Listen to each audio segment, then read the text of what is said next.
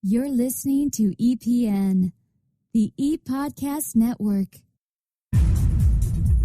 Welcome to Enterprise Radio, the signature show of EPN, the Entrepreneur Podcast Network, your channel for exclusive interviews with entrepreneurs, small business owners, and some of the world's top executives who share business strategies and insights that can all help you build your business, leading to your business success. And now, broadcasting from anywhere between Brazil, South America to Los Angeles, California, it is your host, Eric Dye.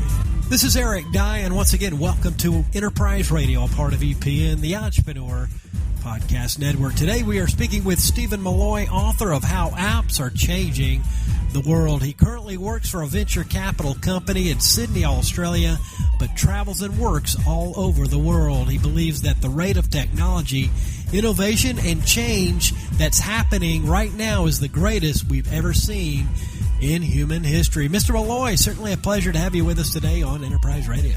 Thank you very much. It's a pleasure to be here. Hey, you're welcome. So if you would, kind of laying a foundation to kick things off, how would you describe your role as being? Yeah, so basically I'm an app strategist. So I've sort of changed the company into a consulting-based company in the last year and a half. And what I basically do is help companies sort of maximize their apps and basically help with their digital strategies to sort of take them into the next level. So what we do is we help companies sort of monetize their apps, or how to scale their apps, or how to get more downloads. So we use a lot of things like progressive marketing. We use a lot of strategies like gamification, and basically helping companies like Qantas and a lot of big Australian companies you guys may have heard of, to basically help improve their apps and take it a notch up. And was it difficult changing from a software development company to a consulting company? Yeah, well, I mean, it was definitely a very big change, because the types of clients we used to have, we would sort of work with the marketing manager or the brand manager, or, there was always sort of someone who was quite sort of senior in a role and was quite niche to a role. And I think from sort of changing and getting into startups, startups are probably a little bit more immature. In Australia, they're probably a little bit more green than they are over in the US, but it's just their thinking is a totally different way of thinking. There's a lot of stuff around agile methodology, and basically being as productive as possible. And in startup world, it's all about that, and the value of branding and the value in all these things are pretty much a case of let's try to keep costs to a minimum. Let's do everything we possibly can. So I kind of felt that within Australia, I felt there was a little bit of a lack of funds around the startup sort of industry in general. And, a lot of the companies that I was speaking with, basically wanted to do all these things, had this huge ambition. So what was happening in Australia is that actually that innovation was actually happening at the top, not at the bottom. So companies like Macquarie Bank and Deutsche Bank were having innovation divisions, and companies like that were actually setting up, and even banks like Commonwealth Bank were actually setting up things in such a structure to attract, that sort of startup vibe, but it wasn't coming from the bottom. So there was a few shifts and changes and stuff like that. And, I've sort of found now that from working with slightly bigger companies, it's sort of much easier now. Speaking of mobile apps, what do you see as the future of apps at this point? Well, I mean, something that's a big thing is a sort of an expression called IoT, which is Internet of Things, and there's also another expression, Internet of Everything. And with all these apps and this, constant sort of flow of communications, it's about connecting all the other devices up. So it's now starting to connect the fridge up. It's now starting to connect the car up. It's now starting to connect the television to start connecting to all the other devices. So there's another sort of expression which is really interesting, we call enchantment items or enchantment objects. And what that are is things like your umbrella. As you're leaving, to go to work, it knows that there's rain on the way, and the umbrella will flash, just as you're leaving, because it knows to take your sort of brolly with you. So, I mean, that's on a very small scale, and then it goes right to a larger scale where you're dealing with, cars, and basically as you're driving home, it can work out the traffic and how long it's going to take to get home. So by the time you get home, the heating is set to, 22 degrees. The oven's already been preheated, and so it's basically making everything very efficient. And I think that's the big tidal wave that's coming in, and that's the sort of the exciting part is all the Internet of Things. Today we're joined by Stephen Molloy, author of How Apps Are Changing the World, here on Enterprise Radio, a part of the Entrepreneur Podcast Network. You can also follow the show on Twitter at ePodcast Network, and we're also streaming on demand 24/7 on TuneIn Radio and the TuneIn Radio app for your listening convenience. Mr. Molloy, what is one tip for being successful with apps? There's so many out there that are creating a new app every day, but how do you be successful in that creation? Yeah, so there's 1.5 million apps on the App Store, and then on the Android App Store, I think it's 1.6 million. So it's a very competitive space. I think there's a couple of rules to make a successful app. Is, you know, the three rules that I talk about in the book, How Apps Are Changing the World. It's pretty much, does it save you time? Does it save you money? Or is it entertaining? And as long as you've got one of those components, that's a big enough drive to actually make your app stand out. It's amazing how many apps that don't actually have those key components.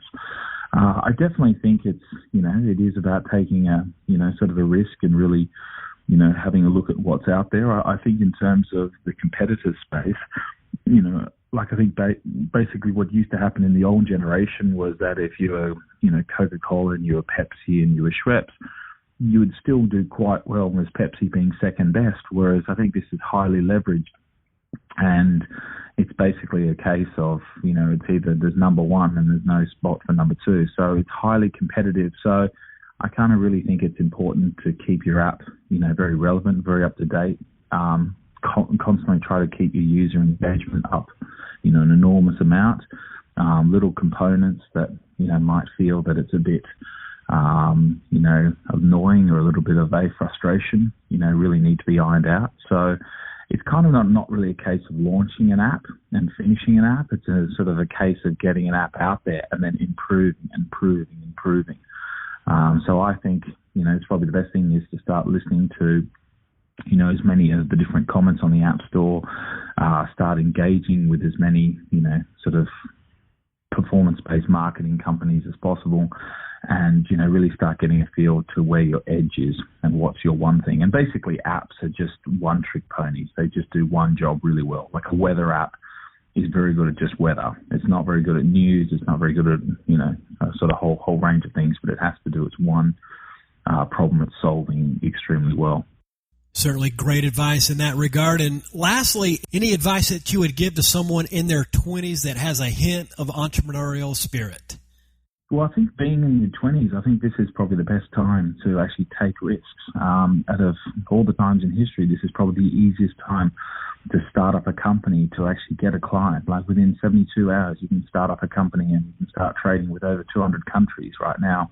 So what's happening in many parts of the world, I think with the internet, which has been around for about 20 years, and you look at the App Store, has only been around for about 7 years, it's really starting to make the world a lot smaller and a lot easier. Instead of just working with a company in the same city, people are now working in cities all across sort of across Australia and across America. We're now starting to engage and say, well, why do we need to even do that? Let's actually work in other parts of the world. So I sort of work with many companies and many people in different parts of the world, and once you've got really good systems set up, I think it's very easy. So I probably think take many risks. It's very easy to settle down. It's very easy to just, sort of pull on back and take less risks. But I definitely think the App Store sort of encourages, and it's probably the closest thing to a meritocracy. Certainly interesting times, and we certainly appreciate your joining us. And tell me, Mr. Molloy, how can listeners pick up your book, How Apps Are Changing the World, and how can one be in touch as well? Sure. So it's basically available on Amazon. If you go to howappsarechangingtheworld.com, there should be a few links to the site. And then there's also the company as well, which is Lamar Studios, which is LLMAH studios.com. And, I'm happy for any consultations, totally free of charge, to, sort of engage with any app developers or any app guys that have sort of launched an app and want to take it to the next level. I'm more than happy to hear from anyone. Well, Steve, we want to thank you for taking the time to be with us here today. All the best, and look forward to a future conversation right here on Enterprise Radio. Thank you very much. All right. Have a good day. Take care. And you as well. We have been speaking with Mr. Stephen Molloy, author of How Apps Are Changing the World. And for more information and to pick up the book, visit howappsarechangingtheworld.com. And this has been Eric Dye, and you've been listening to Enterprise Radio, a part of EPN, the Entrepreneur Podcast Network. Pick up our iPhone or Android mobile app for your exclusive mobile listening convenience. And once again, we do thank you for tuning in. Thanks again for listening to Enterprise Radio here on the Entrepreneur Podcast Network. To subscribe for future programming, simply visit epodcastnetwork.com.